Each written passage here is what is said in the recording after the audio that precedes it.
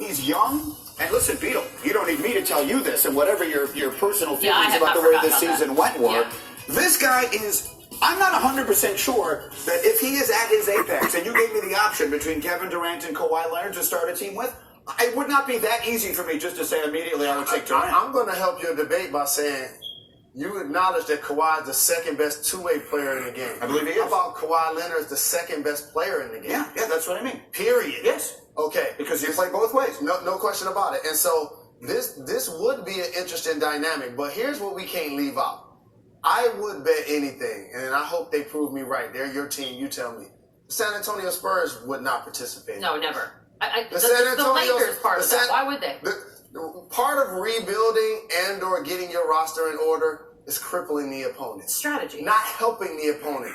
They don't take Kyrie Irving and trade him to the Boston Celtics in San Antonio. I just don't see that happening. Yeah, they take Kyrie Irving and they trade him to a lottery team. That's normally how this works. Agreed. Or trade him to a different conference. I don't see them participating. Yeah, because he can demand a trade, but there is no way. Under contract. There's no right. But the whole point of this was the only way it would work is if he asked for. You could ask for a trade, but they're not going to do that. Can I play devil's advocate on that for a minute? Isn't there an element of cutting off your nose to spite your face involved in that? Wouldn't you just, if you're going to trade Kawhi Leonard, who is a once-in-a-generation asset, wouldn't you just take the best deal you can get? You can debate whether what the Lakers are offering is the best they can get. Right. But I would take the best I could get, because if you're trading away Kawhi Leonard, it doesn't matter where you send him. You're not winning a championship again in the near term. But do you think whatever package the Lakers could put together would be the best package? No, probably not. Right. So there's no scenario in which I could again cross that river. I'm with you too. Yeah. And here's the other thing that can't get lost, Greeny. When you say get the best deal,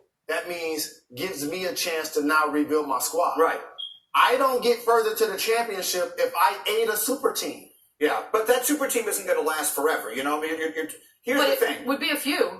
If you got in this deal, the way he writes it up, they would get, I think, Lonzo and Kyle Kuzma. Like, are Lonzo and Kyle Kuzma, don't look at me, I didn't write it. We recommended you read it. That's what the You can go, Jalen, you can walk. Why are you looking at me like that? I had nothing to do with this. How many seasons have Kyle Kuzma and Ball played in the league? I know. 2. And what did you say about Kawhi Leonard?